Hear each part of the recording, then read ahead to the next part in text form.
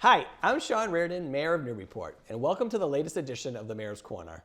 It's another beautiful day here in Newburyport. It's cooled down a little bit, but still just a wonderful spring day here. I hope everyone had a wonderful Mother's Day weekend. We had an incredibly busy weekend filled with lots of activities, lots of yard work, which really knocked me out in the nice weather. But again, it was just a really nice time to celebrate all the great mothers in our life. Monday, we had out on the Brown Square, we had a little ceremony for National Peacekeepers Memorial Day.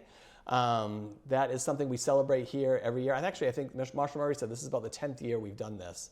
And it was actually a really nice ceremony. Father Tim came down from the IC with some 8th grade students. And then we had a couple speakers speak. But it was just a nice way. It kind of kicks off Police Week, which is also happening across the country this week. So it was just a great way to honor our really fantastic local police department and thank them for all they do and kick off Police Week here in Newburyport. So what else is going on?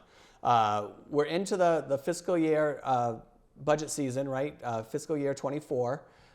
So the budget is submitted. We actually started budget hearings last Thursday. So far we've had budget hearings from the mayor's office, the clerk's office, IT last night, and then Human Resources last night as well. So I feel like the budget hearings are going really well so far. And how this works is that every Tuesday and Thursday now until they pass the budget at the end of June, there'll be budget hearings where they talk to each department in the city and ask questions about the budget that we've put together. Again, all this is online, so you can go online if you want to dive in. I think our budget is great because there's a narrative portion of it, so you get to hear about all the great things that we're doing in each of our departments, and then we look ahead to this year. What kind of goals do we have? What kind of trends are we seeing? And then you actually, if you're a really numbers person, you want to dig into the numbers, you can do that as well. But it's about a 4.5% increase this year that we're asking for. And again, we're making a lot of really strategic investments. I think I said this before, but we're looking to invest in the planning office. IT, who went last night, is a huge investment we're trying to make in the city. DPS, as usual. And there's one more, DPS and our schools as well that we're investing in. So a lot of good things going on in our budget. And those budget hearings will happen each Tuesday and Thursday for the next few weeks. And those are open to the public, and they start at 6 p.m. So if you want to check them out, please come and do so. What else is going on? We actually got some really disappointing news this week, but our head librarian, Sarah Kelso, is moving on. Her last official day, I think, will be the first week in June, but I think her last day at the library itself will be May 26th. And this was really disappointing. Sarah came on and replaced longtime head librarian Giselle Stevens, who actually had worked for the library for a long time. She actually wasn't the head librarian for a long time, but Sarah had been with the library for 4 years and now just about finished her first year as head librarian. But she's decided to move on to bigger and better things. But I wish her nothing but success. She was a great asset to my department head team here. I think she's started a lot of really good things at the library, and so I'm hoping that we can bring in a director to continue what she's started. And we're going to start that search. I'll probably be naming an acting director in the interim, and then I'll be talking to the library board so they can start their process, the library board of directors, start their process of hiring the next head librarian at the library. So Sarah Kelso, thank you for everything. You are the best, and we wish you well.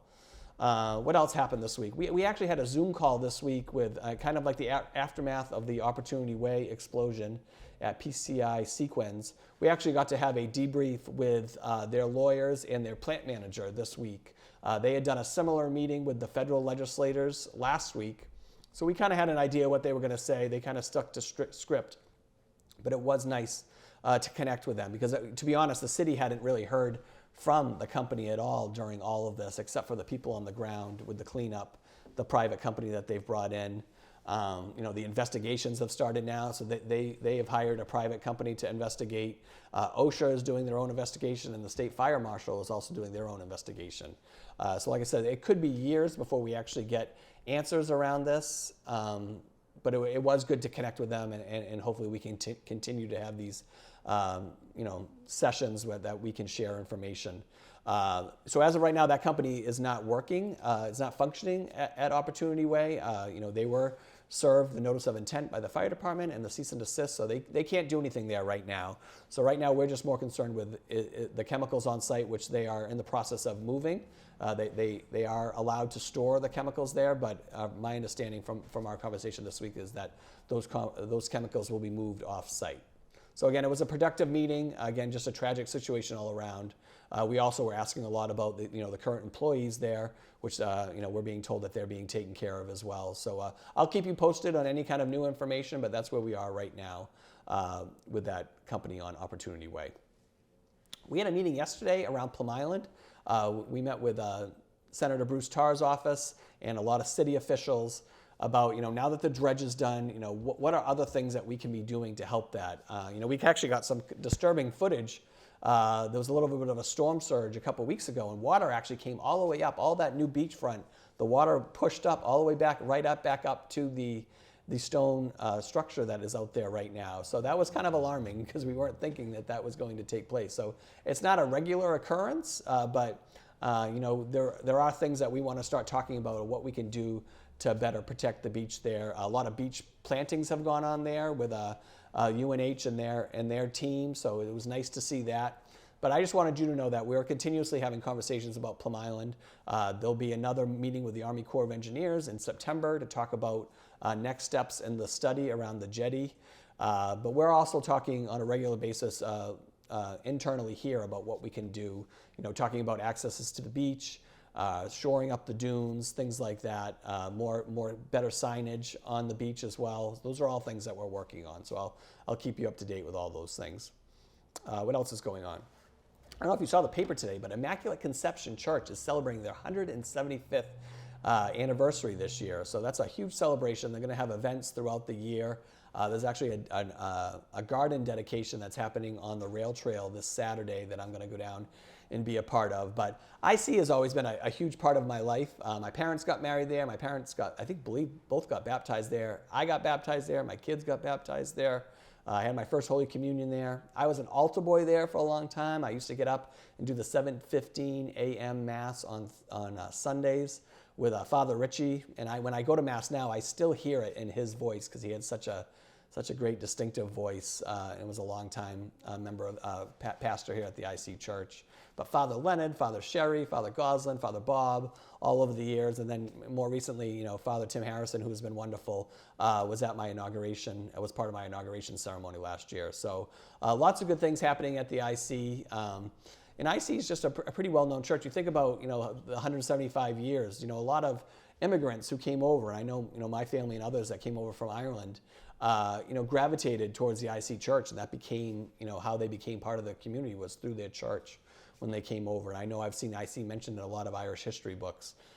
So it's just great to celebrate that, and I'm glad to be a part of it. And so just if you want to check out some of their events throughout the year, go on their website, and they'll have a list of events happening for their 175th anniversary. So Pride is coming up in June, so we have a couple of great events planned. We have a Pride Committee, which is an offshoot of our DEI Alliance, that great group of volunteers that have come together and has planned events. The city is also doing some events. So the first thing I want to mention is last year we did this as well. We did a flag raising. We put up the Pride flag here at City Hall, and it was great. We had a nice small group come. This year, we're going to do it again, but we're going to do it a little bit later than the day. So it's going to be June 2nd at 4 p.m. here at City Hall. But we just found out that Governor Maura Healey is going to come and speak at our flag raising. So obviously, this kicks it up a notch. This is a big deal, and we're thrilled that our new governor is going to come here. Governor Healey's got really strong ties to Newburyport as well. So it's going to be great to have her here to say a few words. And then the next day, on June 3rd, will be the city's Pride Parade, and this is the first time we're doing this here at the city for the city held event.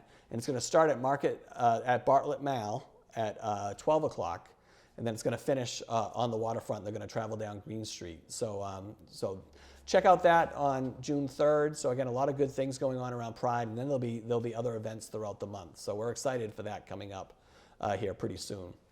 This weekend down on the waterfront, we have the Newburyport Public Schools Performing Arts Festival. That's going to be right at Waterfront Park, right behind the firehouse, from 12 to 4, I believe. And this is great. It's all kids from K Up will be doing music on the waterfront. I know my kids have all been a part of it over the years. My son Oliver is involved this year, I believe. I'm not sure if Ruby is. Ruby's in the chorus, so she could be down there as well. But it's a great event. It looks like it's going to be a good day. The rain's going to hold off till later. So it looks like it's going to be great. Just a shout out to our music teachers who do a wonderful job in our schools. And I also want to shout out the Newburyport Education Foundation, the NEF, because they're sponsoring the event. But they do this every year, and it's a really great event down on the waterfront. So check that out if you're downtown, 12 to 4 on Saturday. And finally, I just want to mention next week is my monthly office hours. So again, I have been doing office hours every month since I've taken office. So it's usually the last Thursday and Friday back to back. So next week on the 25th and 26th, on Thursday, it will be from 6 to 7 p.m. And then on Friday, it'll be from 8 to 10 a.m. Here at City Hall. And again, it's just an opportunity to come, tell me what you think about what's going on in the city. Come here, talk about the Brown School, talk about short-term rentals, whatever you want to talk about. I'm happy to listen and see what I can do to help. But I wanted to announce that I think going forward, starting in June, I'm going to do office hours. I'm going to keep that last Thursday of the month as my evening office hours, 6 to 7 p.m. But I'm gonna open it up every Friday. Fridays are usually somewhat quieter here, so I think we could do this. And like I said, I don't always get a ton of people for the office hours, but I want to make it more available to people. So I'm going to do it every Friday, starting in June, from 8 to 10 a.m. So I'll try to leave that time open. And again, if you want to come any Friday and you've got something on your mind, you can come, and I'd love to hear from you. And that's it. It's all about being accessible and just being able to listen to the residents and connect with them in different ways. This is one of the ways I do it with these Mayor Corners. I try to get out and be at as many events throughout the city as possible. And then, again, these office hours are another opportunity to connect with the corner office. And that's our Mayor's Corner this week. I hope everyone has a wonderful weekend. Please come to a budget hearing, find out what we're doing across the city. Go online, check out our budget. We got a lot of great information in there. And I hope to see you next time on the Mayor's Corner. Take care.